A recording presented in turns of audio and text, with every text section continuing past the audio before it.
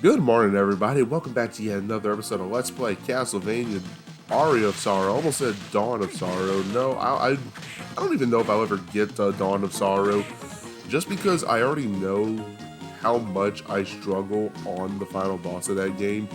Which, by the way, if you've never played that one, that's a phenomenal game in itself. And I was talking about that in the last part, but then I kept losing my train of thought with everything. But no, when I first played Dawn of Sorrow, I was like, this is everything my 10-year-old self wanted, because it came out when I was 10 and I didn't play it until I was like 25. Can any of these things just drop souls for me? I'm not asking for a miracle here.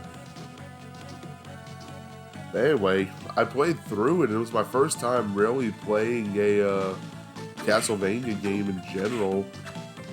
I don't, like, yeah, that was my first experience, because I didn't play Symphony of the Night for my first game. It was Dawn of Sorrow.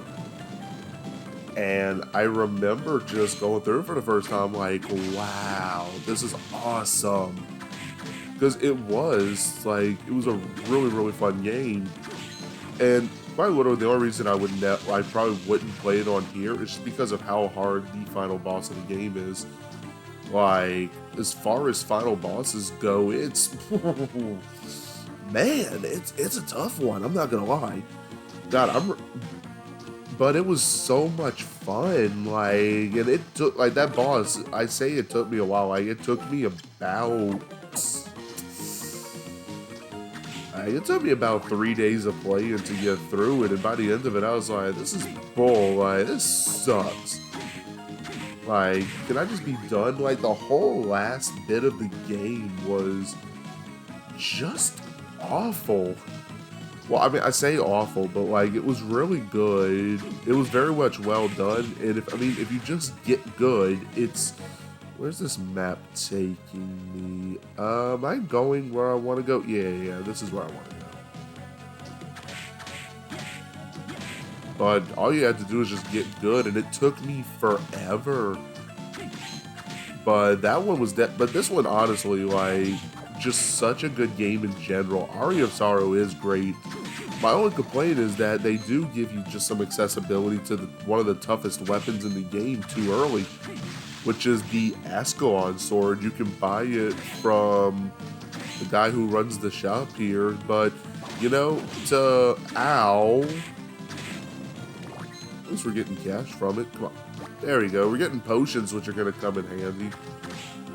Because, obviously I'm just bad. Oh, come on. You can make that jump. There was no reason I didn't make that. Let's see. Can I make it now? Come on, come on, come on, come on. Oh, come on. So close. One more time. One more time. I know I can make that jump. That was a bad jump. Let me try it again. Come on, come on. Ah, you know what? It's okay. There's nothing really up there I need right now, so it's all cool if I just go get that later, because I can make my way back here. I'm gonna explore most of this, and honestly, I think that's why the only thing I'm not gonna get 100% on in this, like, is just map exploration. The most I've ever gotten is, like, I think it was 99% exploration, or 98.9, something like that. Ooh, perfect. I like that scarf. Very stylish, by the way. But no, we're not going to get like the 100% map completion, but to be fair, you don't need to. And I mean, if you wanted to 100% this game, you had to get every single soul, and I don't have time for that. I mean, you can get a really good item at the end of the game. Did I get it? Did I get it? Oh, so close. That's okay. You know what? That's enough. We'll come back later. It's not necessary. But I'm very, in a way, like, oh, I can actually come back up there later. I'm going to need to clear out one of the later game areas. But back to Dawn of Sorrow, like, the entire, whatchamacallit, the entire, like, end game, everything after the quote-unquote final boss,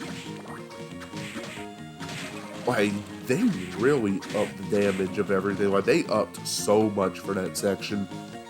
And I remember just going through those bosses, I was like, wow, this is hard. 10-year-old me would have hated this game. Hated. I already knew that from the get-go. Like, if my 10-year-old self would have played this game, oh, he would have been angry. He would have not finished the game, and I can tell you that with absolute fact. I would not have finished that game at 10. Like, I needed to be at least, like, I barely finished the game in my 20s.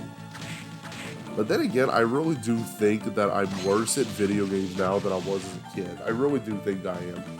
Which, I mean, I'm going to be better at this game than Super Metroid. Like, we all know that. And, oh my god, I finally got a soul, the ghost. Can I get more? I wish the ghosts made the little noise they made in a Symphony of the Night when you take them out. When you hit them and they just go, or whatever it is they do.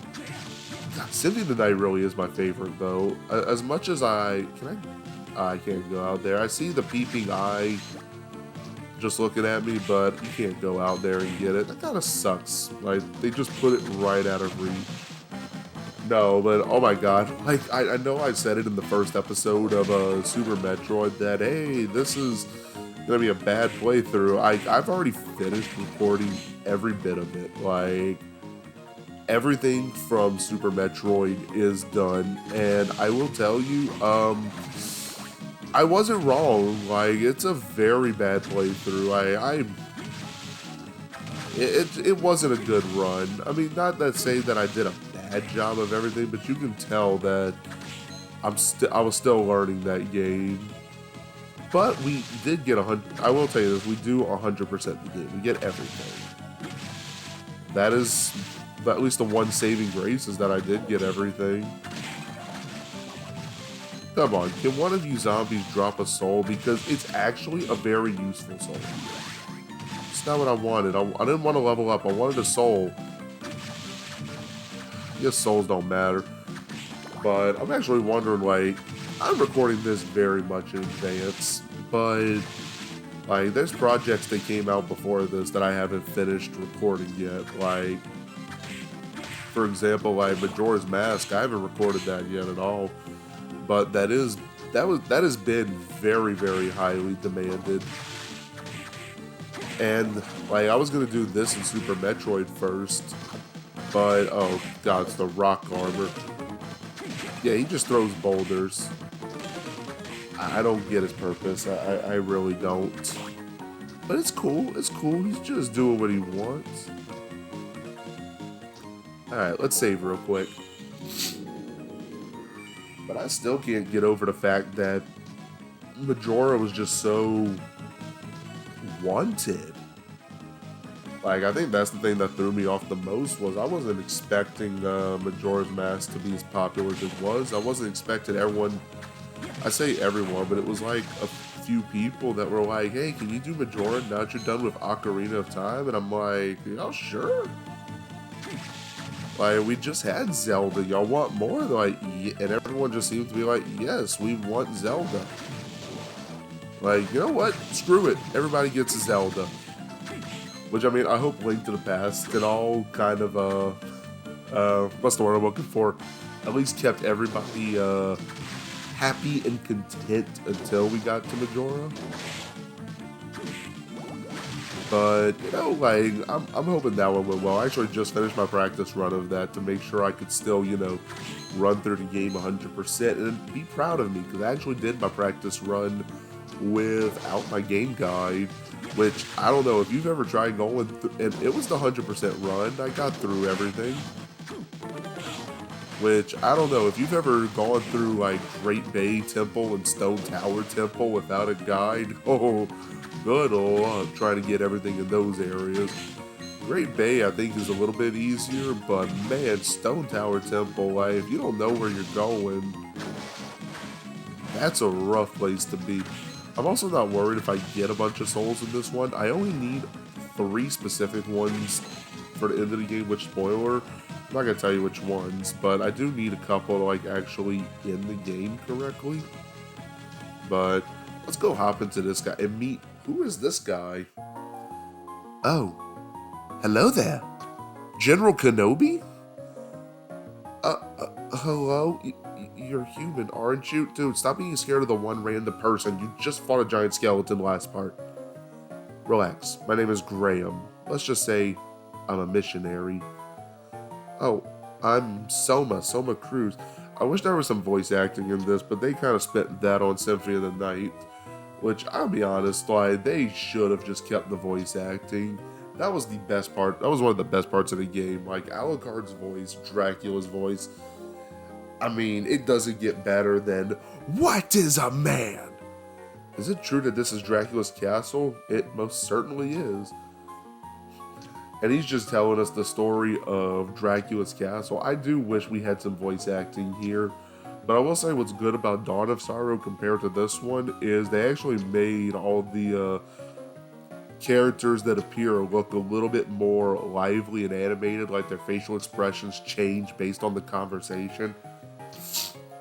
Like, I really enjoyed that. I would love to, like, if that's not the next season of the Castlevania anime, like, if we don't get the Sorrow games, I'm rioting straight up. Like, I'm having a fit. Because, I mean, I'm waiting for them to do the next season of Castlevania Nocturne, but if they haven't released it already, I doubt they have. But if we don't get the Sorrow games, I'm gonna be mad. Like, because these are already set up for it. Like, this is already Animevania, or Castle Anime, whichever one you want to call it. And what? But yeah, I would really, really like to see that. I would. In the year 2035, a new master will come to the castle, and he will inherit all of Dracula's powers. Wow, that's in about 10 years. But yes, the time is now. I better get going. Is that all then? Yes, thank you. Farewell and be careful. Yes, you too. See you later, Graham Cracker. Anyway, alright, this is all we're going to do in this episode. I'll see everybody in the next part. Thank y'all for tuning in to yet another episode of Let's Play Castlevania Aria of Sorrow. This is EKI Butters, and I'll see everybody in the next part.